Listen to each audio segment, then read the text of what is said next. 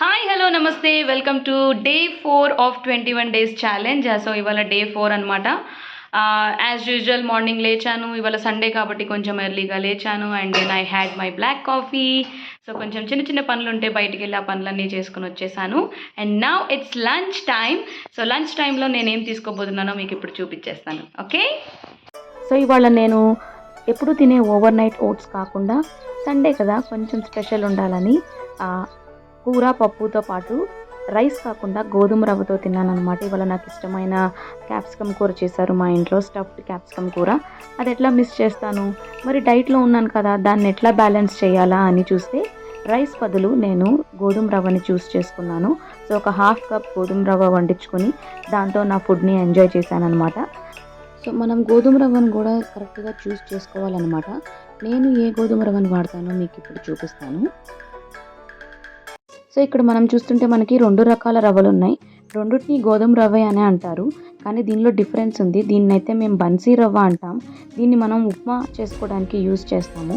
ఇది మనకి లంచ్లోకి వాడుకోవడానికి పనికి రాదు. దెన్ పక్కనున్న మీరు చూస్తున్న బ్రౌన్గా ఉన్న రవ్వ, కొంచెం డార్క్గా ఉన్న రవ్వ, దీన్ని గోధుమ నూక అని కూడా అంటారు మా ఇంట్లో. సో ఇది మనము లైక్ అన్నాన్ని రీప్లేస్ చేసుకొని దీన్ని వాడుకోవచ్చు. ఇది చాలా పొడి పొడిగా ఉంటుంది, మీకు వండుకున్న తర్వాత ఏమాత్రం జిగురుగా అంటుకోదు.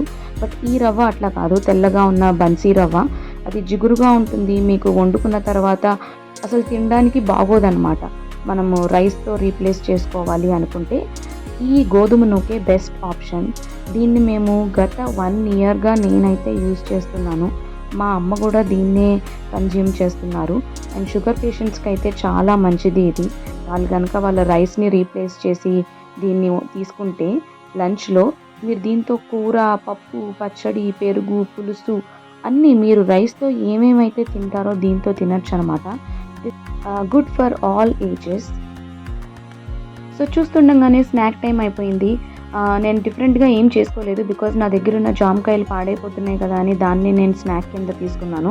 సో మా అమ్మాయి వచ్చేసి మా శ్రీరాముల వారి కళ్యాణం వ్లాగ్ని రిపీట్ మోడ్లో చూస్తోంది. దానికి అంత బాగా నచ్చిందనమాట.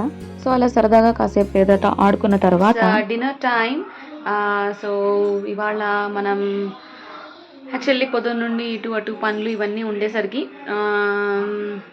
సో కొంచెం లైట్గా చేద్దాము, ఈజీగా సింపుల్గా అయిపోయేది చేద్దాం, ఎట్ ద సేమ్ టైం మన డైట్కి సూట్ అయ్యేలాగా చేద్దామని ఫిక్స్ అయ్యాను అనమాట. So today I'm going to make oats upma.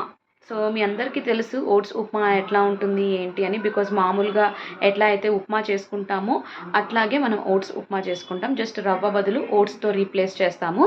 So నేను నా స్టైల్లో ఎట్లా చేస్తానో మీకు చూపిస్తాను. Come on. సో ముందుగా మనం పొయ్యి మీద ఒక బాండీ పెట్టుకొని అది వేడెక్కిన తర్వాత ఒక 2 టేబుల్ స్పూన్స్ ఆఫ్ నూనె వేసుకొని అది వేడెక్కిన తర్వాత దాంట్లోకి మనం తిరుగుమాతలో వాడే తిరుగుమాత సామాన్ అంతా వేసుకోవచ్చు. మినప్పప్పు, జీలకర్ర, శనగపప్పు, అట్లాగే పల్లీలు. సో పల్లీలు అంటే ఇష్టం లేని వాళ్ళు దాన్ని ఒమిట్ చేసేయచ్చు. దెన్ అవి కొంచెం బాగా వేగిన తర్వాత దాంట్లోకి ఇప్పుడు కొంచెం మనం ఆవాలు యాడ్ చేసుకోవచ్చు. ఆవాలు చిటపటం అనేదాకా మనం వేయించుకుంటే బాగుంటుంది.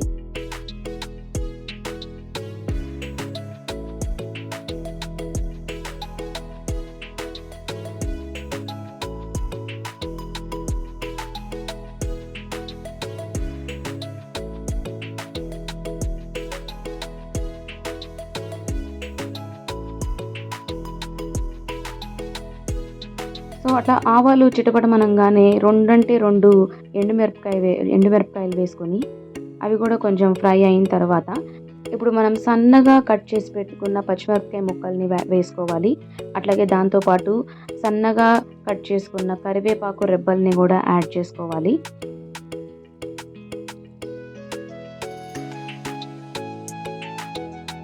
సో అవి కొంచెం ఫ్రై అయిన తర్వాత మనం ఇందులోకి ఇప్పుడు వెజ్జీస్ యాడ్ చేసుకుందాం. సో నా దగ్గర క్యారెట్ అండ్ బీన్స్ అవైలబుల్గా ఉన్నాయి కాబట్టి వాటిని చిన్న చిన్న పీసెస్గా కట్ చేసి అవి యాడ్ చేసుకుంటున్నాను. మీరు ఆనియన్ కూడా యాడ్ చేసుకోవచ్చు. నేనైతే ఈ 9 డేస్ ఆనియన్ తిన్నాను కాబట్టి నేను ఆనియన్ ఎక్స్క్లూడ్ చేసేసాను అనమాట.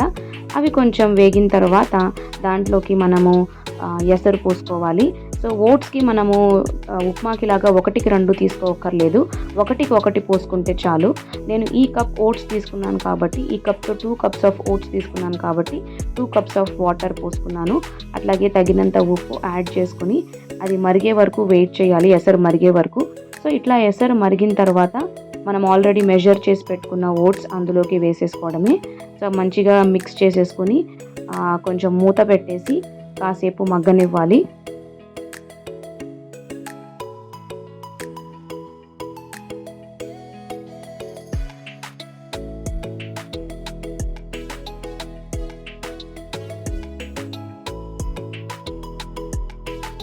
సో మన tasty and healthy oats upma ready.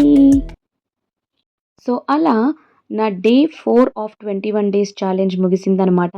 See you in my next vlog. Till then take care and please subscribe to our channel. Bye.